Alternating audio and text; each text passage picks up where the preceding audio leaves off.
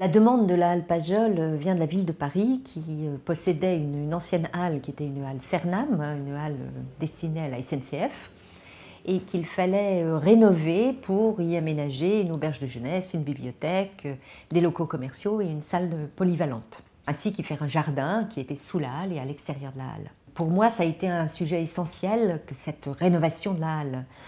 J'ai pensé qu'il ne fallait pas la rénover au sens habituel du terme, c'est-à-dire ne pas remplir ses façades, ne pas remplir le volume sous la halle en conservant la toiture et en terminant les façades existantes, mais en glissant un bâtiment qui venait dessous, c'est-à-dire utiliser la halle comme un pare-soleil ou un pare-pluie, et puis venir glisser un bâtiment en bois sous la halle.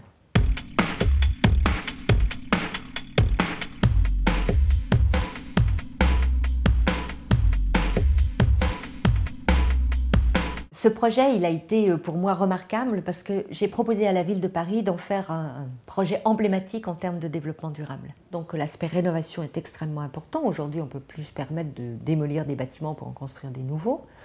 Donc il faut savoir rénover l'existant. C'est un bâtiment qui réutilise l'existant et qui même le valorise, parce que cette halle n'avait pas de caractéristiques techniques particulièrement intéressantes. C'est une halle préfabriquée du début du siècle dernier.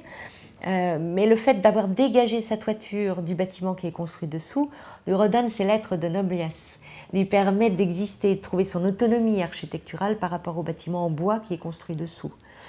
Donc je pense qu'il s'agit là d'une rénovation assez exemplaire dans Paris.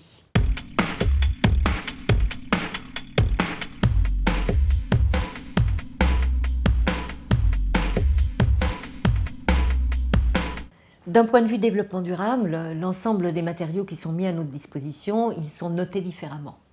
Il est évident que l'acier ou l'aluminium ou le béton ne sont pas des bons matériaux, dans le sens où ils développent une énergie grise relativement importante.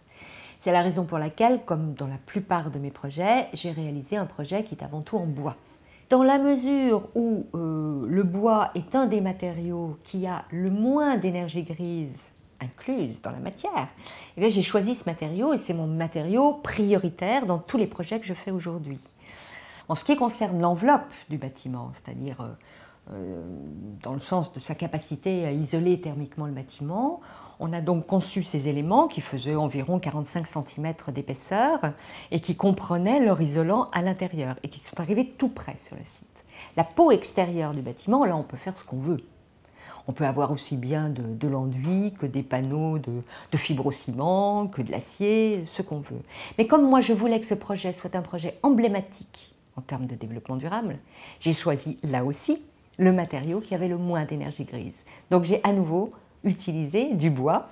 Donc j'ai un bardage bois qui recouvre l'ensemble des façades du bâtiment avec des menuiseries en bois, bien évidemment.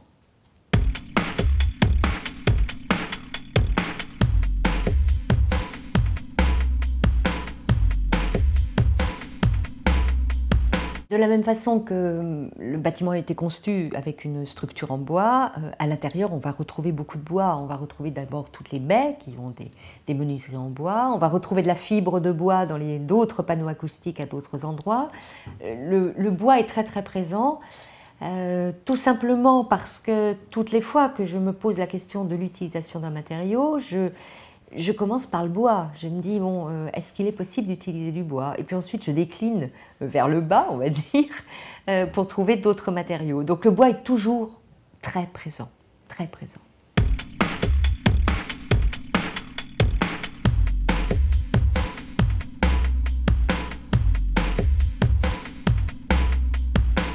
Alors je dirais que c'est un bâtiment pilote, d'abord, innovant donc. Un bâtiment durable au sens du développement durable ou un bâtiment soutenable. C'est un bâtiment qui est extrêmement simple dans sa conception. Un bâtiment qui est très sobre et très frugal dans ses dispositifs en général. Je crois qu'il y avait urgence de construire un bâtiment comme celui-là qui démontre qu'il est possible de faire des bâtiments à énergie positive qui sont des bâtiments publics, qui sont des bâtiments très fréquentés, qui sont des bâtiments avec des besoins en ventilation extrêmement importants, tout ça dans le cadre d'une rénovation. Donc moi, c'était mon objectif, c'était vraiment de développer cet aspect innovant et pilote du bâtiment.